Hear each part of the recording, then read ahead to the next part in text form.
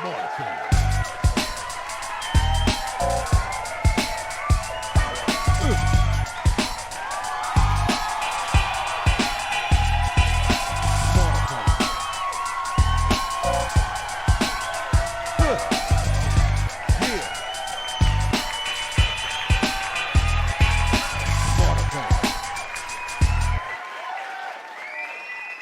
Hey, everybody, welcome to another segment of Smarterfan Podcast, where we take you behind the veil of sports, business, and life.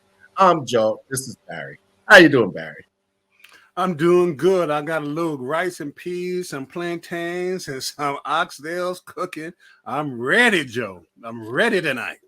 Yeah, I know you still cooking in the kitchen, so what you got tonight? Well, hey, listen, we're still celebrating our 50th episode, and we're doing some special things, folks. We got some special guests coming on, but we're not done with our number one guest, NFL agent Martez Brayboy. And we're going to go with part two. We did part one, and we're going to do part two to get a little deeper and get a little broader, give you a little different perspective and the challenges, the ups and downs, the ins and outs, the joys and the sorrows and of being an agent working with professional athletes. So, Joe, we're going to bring on Martez, and I'm going to let you take it from there, my good friend. Right.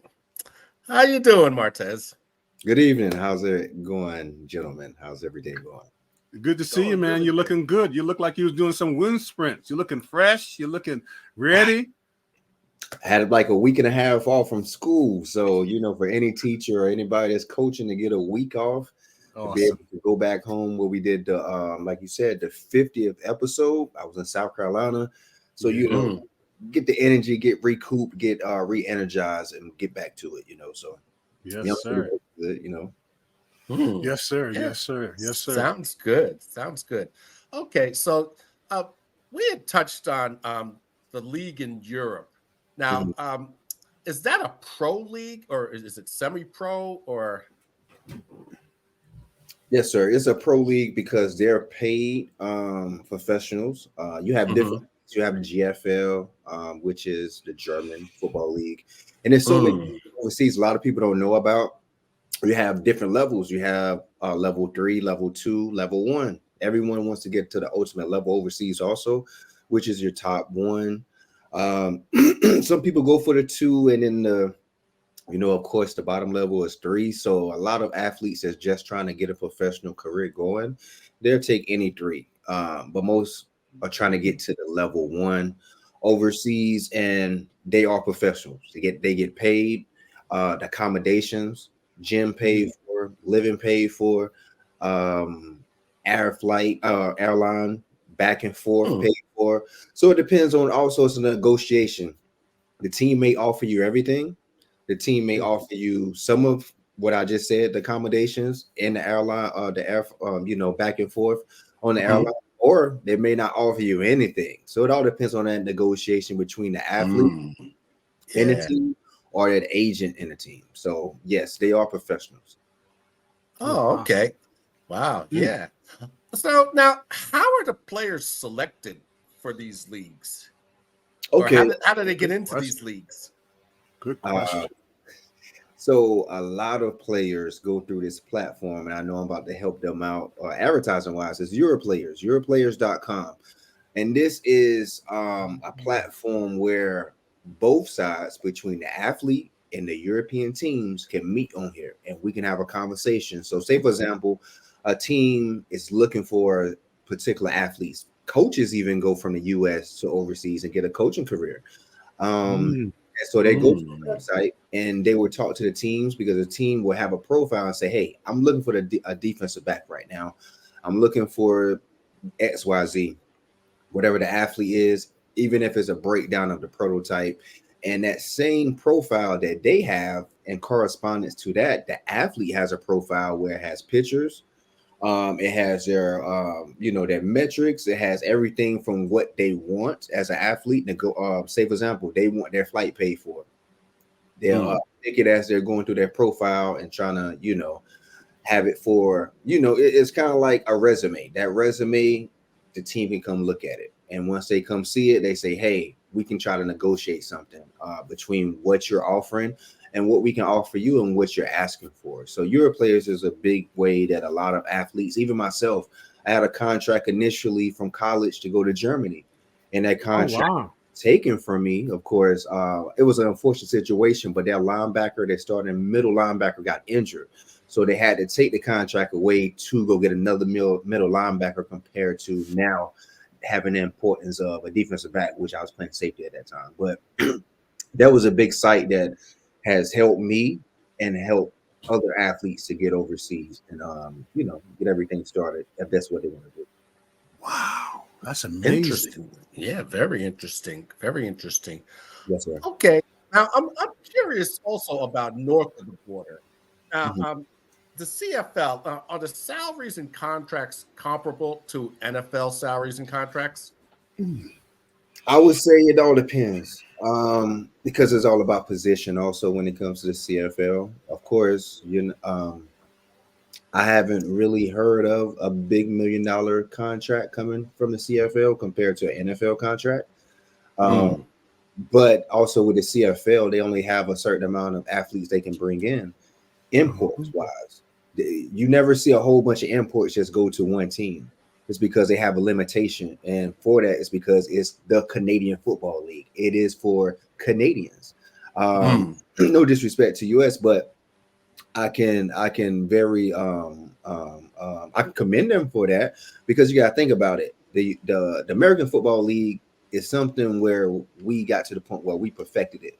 Even the European leagues, they want to bring over Americans to be able to not only play the sport, but teach the sport. Because one of my guys who is currently still over there in Germany now, who had a previous injury, part of his contract was to also teach the youth. He had to teach the game. That was part of his contract, to not only play the game, but also teach the game. So they're still trying to learn, grow, and also perfect the game too. So when it comes to the Canadian Football League, it's the same thing. They want to be able to keep the game within the Canadian, citizens, which I can respect also. So when it comes to the salaries of that, it's better than a lot of the other leagues in the US, like your arena.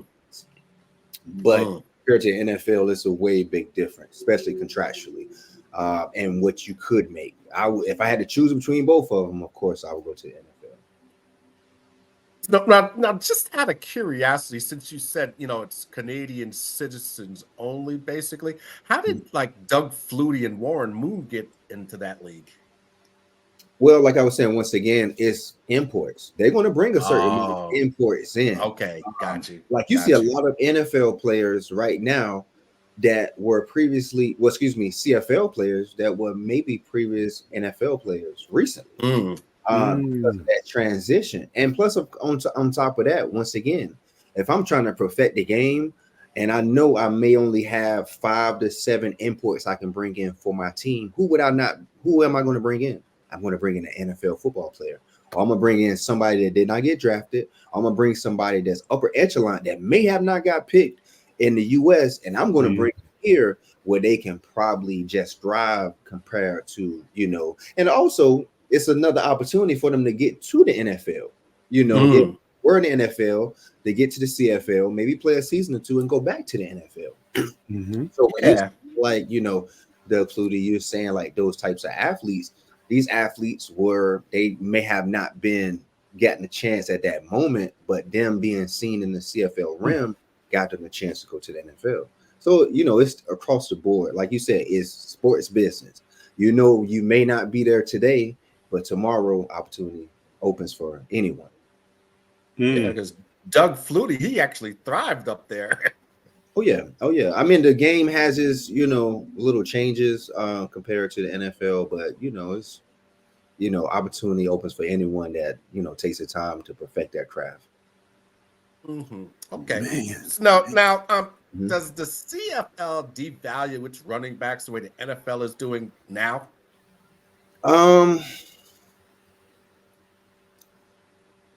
The way I've seen some of my guys that are interested in the CFL, they'd rather go to my running backs, particularly. rather go to the CFL compared to the NFL because of the changes that's happening in the NFL. Right. Me personally, I haven't really. I'm still learning the game of CFL. I'm still learning more, especially watching the previous Grey Cup. And I see how they utilize their running backs compared to the NFL. You know, everything is high octane when it comes to the NFL. Of course, it's became a game where it's an offensive game. We want to see points. We want to see points scored over and over again. Yeah. So realistically, my guys that I have personally on the agency, when it comes to running backs, them being in the talks, because you, like I said, once again in the last episode, players talk to each other.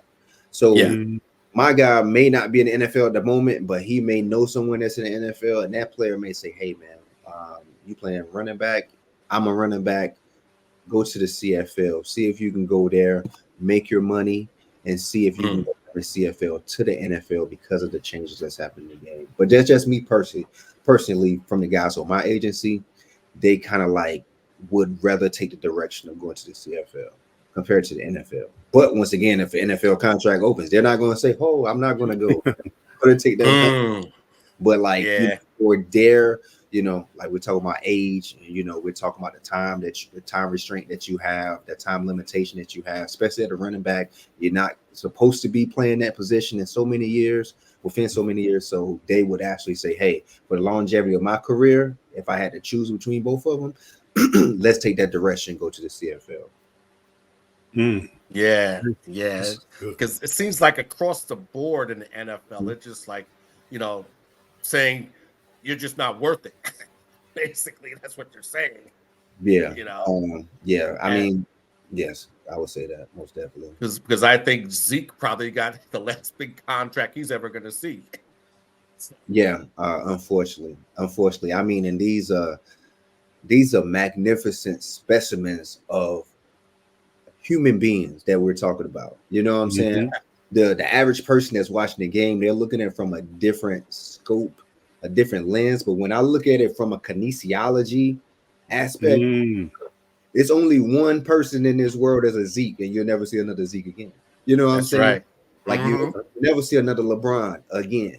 And we just take a lot of the stuff that we see for granted. When we saw Michael, I was young when I saw Michael Jordan, but my father, that generation that saw Michael Jordan, it was a different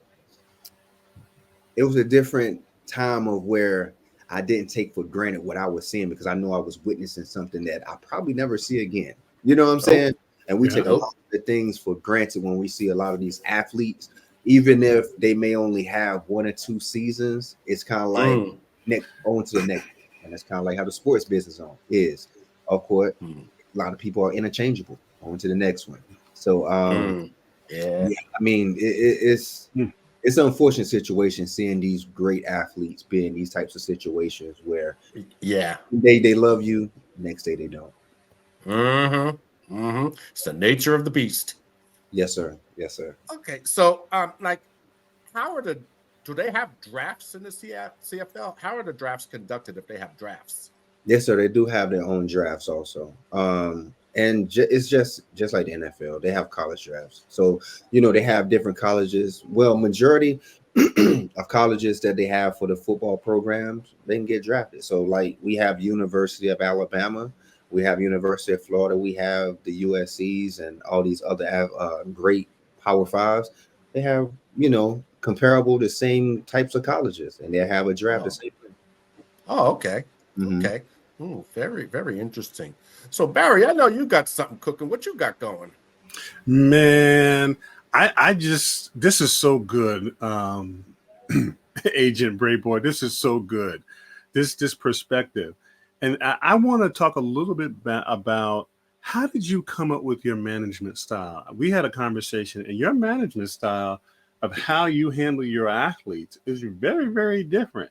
And I wonder if you could share that with us in your agency, because, typically in the U.S., all we hear is, an athlete, he gets an agent, the agent gets a percentage, and represents, and, they're at the draft night and blah, blah, blah, blah. I wonder if you could take us behind that veil a little and then tell us about how you do it, which is quite unique as opposed to how other people would you. Yeah, I mean, the way my agency is ran it's way different. I say I've became not only lucky but very blessed in the situation I'm in, because the guys that I have on my agency, it's became a building of trust. And I mean ultimately a building of trust. Like the conversation we had initially, I don't charge my guys anything. So say for example, I sign a guy today, he's wide receiver, and this is a true story because I'm actually looking at signing a slot receiver at the moment. Once we have the conversation, I'll let him know I'm not going to charge you a fee up front to come to the agency. Some agents do that, everybody has a different practice the way they do it, but I'm not going to charge him a fee up front because, of course, that's just me personally, my principles, and I haven't done anything for you. You get what I'm saying? So for me, I'm not going to charge you a fee. I'm going to bring you on. I'm going to make what they call a player profile sheet. That player profile sheet is basically going to be your resume. It's going to have a breakdown from your metrics. It's going to have a breakdown of all the colleges that you went to, from high school to college to if you had a professional career, because I have some professional guys also that, that came straight from a professional team. So I'll build that player profile sheet. And from there, that is their resume. It's going to have their YouTube links, references, anybody that they may know that played with them, any coaches, any NFL references that they can give. We'll go forward with that, and we will send it, streamline it to any team that they want to go to. And let's say, for example, they have no teams in mind. I'm sending it to every team in every league of whatever pertains to that goal, because of everything. First thing that we talk about initially in the conversation wise during the signing period is what is that goal. So that goal itself pertains to that player profile sheet, and that's how it gets streamlined. So the trust comes from, I'm not charging you. I have nothing. I have no agenda. I have nothing I'm trying to benefit past besides getting you on the agency and then going from there and see what we can do, see what we can build, see what we can get you to. And then once we get you on the team contractually, 10%. I don't go in the 30%. Some agents may do 30%. I'm looking at it realistically. Majority of the guys that I have on the agency are on an arena team. Arena teams are not playing a lot. Well, they're playing a lot, but they're not paying a lot. So weekly, you may make a couple $100. So I'm looking at it from an objective of me being an athlete myself, and knowing that my living arrangements may be not the best. I'm still trying to maybe provide for my family. So I'm looking at it from that aspect too. So how can I take advantage of an athlete? Even though I may put them on a team, my principles cannot take advantage of an athlete that's playing arena that may be only making $250 per week, and then have expectancy for me to take 30% of that and him going with 70% of that, when he may have responsibilities. He may have certain things that he has to pay. And so that's what he's taking home.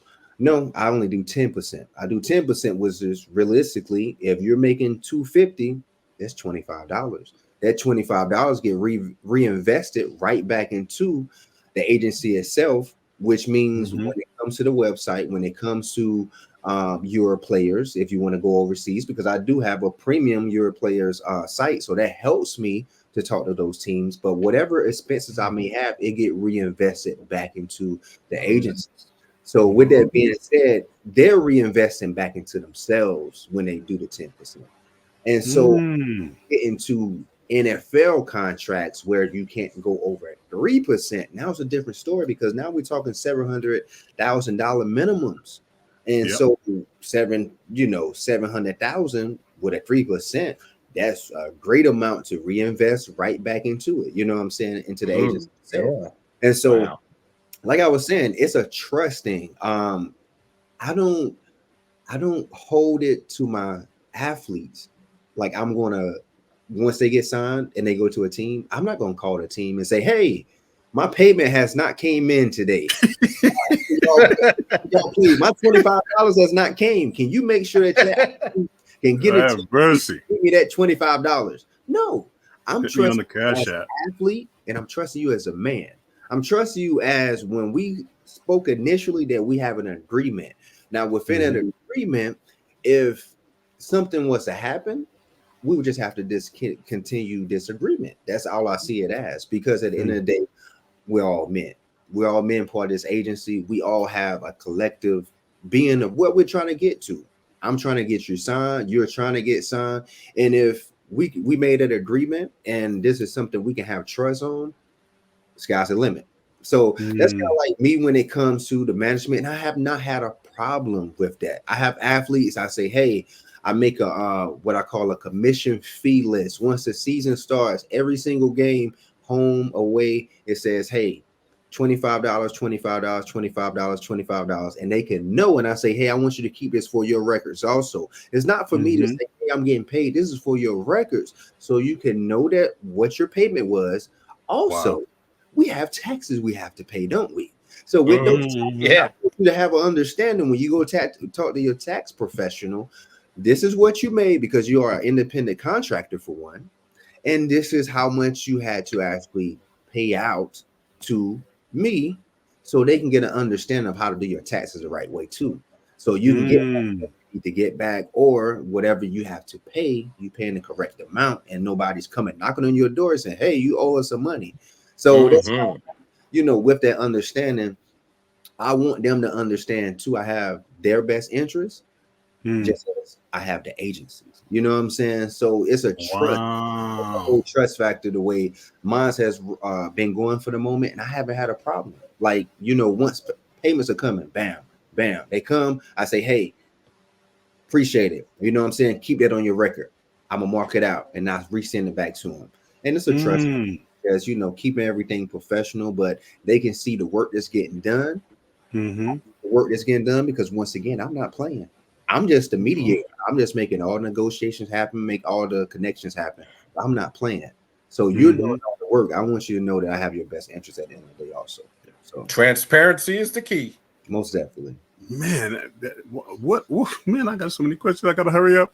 So what would you say is your greatest challenge? Because it would come around money.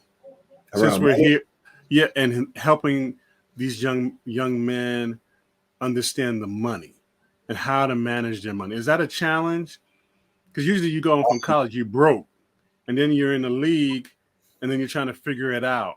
You know what I mean? And then you got people pulling you from back home. Yeah. This may be the first time you really had any money. You know what I mean? And then you're young, and you want to floss. I mean, I had a friend of mine, and he said, man, Barry, let me tell you something. When I walked in the NFL locker room, I was a rookie, and I didn't understand, and I'm looking in the parking lot, and I'm like, yeah, I'm going to get one of those. I'm going to get one of those. And not really understanding, it took that guy maybe 10 years to be able to buy that or to buy that house, and not really understanding, though you're making millions of dollars, I think CD Lamb signed for like 35 on an extension, which is not 35, it's really 15, because Uncle Sam takes half. Of course. Right. And then so you're really working with 15, and then you got to pay your team. Then you got expenses, and goodness knows if you went out there and flossed and bought a couple houses, he said it's not just buying the house, Barry. I got to maintain the house because I'm in this gated community. Yep. So then I could be looking at being upside down, maybe negative 500,000. But people are looking at me, oh, you're an NFL player, and didn't you just sign for 35? And not understanding it ain't really 35, it's really 15. So let me stop talking. Is that a big challenge for you as an agent to help guys to understand you really got to manage your money? Because things happen, injuries happen, you cut, things happen. Is that an issue? That's not an issue, but it is an issue. And the reason I'm gonna say that because my guys are trying to get to the NFL at the moment. The guys at the agency, so we don't have the big problems with the big money as of yet. So now that they have the smaller money, the problem is if something was to happen with the smaller money, which means someone getting released. A lot of these athletes are working until they get the opportunity, until we can negotiate something. And then, like I was saying previous too, they're paying to get to these different teams and to these different camps. And then there's no guarantee. The guarantees are even worse in the NFL because at least you guarantee something for the time that you're there getting paid during camp. That's true. They don't get paid anything at camp. AFL guys, and that's another whole story. Like AFL right now, I don't know if you know anything about the AFL, and I'm not trying to judge anything, but it's very crazy with the AFL. But get back to it. With the little money, that's a challenge. If that little money stops, now that athlete has to get back home and try to figure something out. What do I do now? Do I go? Did I keep my job? Does my job understand that I left? And don't get me wrong, some of my guys actually left and they made an understanding with their job. And their jobs are like, hey man, pursue that. You're about to be a professional athlete. We respect it. If you need to come back to your job, you can come back. And I'm glad that this happened for some of them. But for everybody, it's not the same. So I had one guy that is currently on the AFL team. He was looking for a job until we got him signed to the AFL team. So it's real. Yeah, it's basically going from employed as a regular employee, going to try to get employed. The employment doesn't work, and now you're unemployed because you took a chance on disemployment. So that's kind of like where we're at right now. Amazing. And as we bring it home, we're going to dig back into the Arena League. I want to know some more of that stuff going on over there. You know, I mean, I can tell you something. No. I gotta give you enough time. Give you enough time. And we're gonna don't worry. We got a couple. So we touched your management side. We touched money. We touched the challenges with your players. Let's wrap it up on here. Where do you want your agency to be in 3 to 5 years? 3 to 5 because years. you've got a unique strategy and you've got a unique relationship that I could see athletes banging down your door because you just have a different vibration. Plus, you've been a player and you have not gone through the easy way to get there. You pushed in and kicked in doors yourself to get on an NFL team. So you're you know what I'm saying? Yes, I have a whole different level of confidence as a player talking to you than talking to another agent. Definitely. Yes, sir. 3 to 5 years, I see my agency, of course, more players. Players, I don't have a problem getting players, obtaining players, having a conversation with players. It's easy. They come on a regular, and I'm not just trying to boast, but it's just like you said, is the way I carry the agency, the way my clients at the moment actually refer other people. Wow. Refer other clients looking for an agent. And then it's kind of like, think about it. If I'm signed with an agency and you're signed with an agency and my agent, I'm like, he's not really doing that much for me. And then my friend is like, man, my agent just got me a contract. He didn't even charge me nothing off the bat. He did everything for me until I got a contract. And then I started paying in. I'm looking at him like, oh, I want to be part of his agency. So, that's what I'm saying. So that's what I'm saying. I get referred all the time, different things, but 3 to 5 years, I want to, of course, have more clients, but I want to have it more manageable where I can have an opportunity to show and guide other young agents. They'd be able to not work with me, not work for me, but work with me, because I want to be able to give the blueprint to other people so they can be able to have their own agencies. So because it's so much growth within it. It's so many things people don't know about it, comes to having an agency. And on top of that, I'm only doing football. We're not talking about soccer. We're not talking about basketball. And we're not talking about boxing. These other things I'm looking at. My next sport I'm looking at is boxing. I'm looking at and fighting. Yes, sir. I'm looking at that because you think about the contracts you get for a boxer. All I gotta do is connect and manage and get you in the boxing match. I'm not saying that's all I have to do. Don't get me wrong. I don't want to take it like it's just easy, but I'm thinking of a different aspect. And I like to watch boxing. My grandfather watched boxing. My uncle watched boxing. Lewis, Mike Tyson. This is what used to happen pay-per-view all the time in the family. So why not have the opportunity to be able to represent clients and get them to do something that my grandfather used to watch, that my family used to watch, but 3 to 5 years, just legitimately having a bigger agency, but also being able to being able to get everyone the opportunity. Not saying I can truly get them there because, of course, everything has to line up the right way to go to the NFL. But to be able to have the opportunity, so if they don't make it, they can sit there and say, hey, at least I had the opportunity. I had everything in the line for me to get there.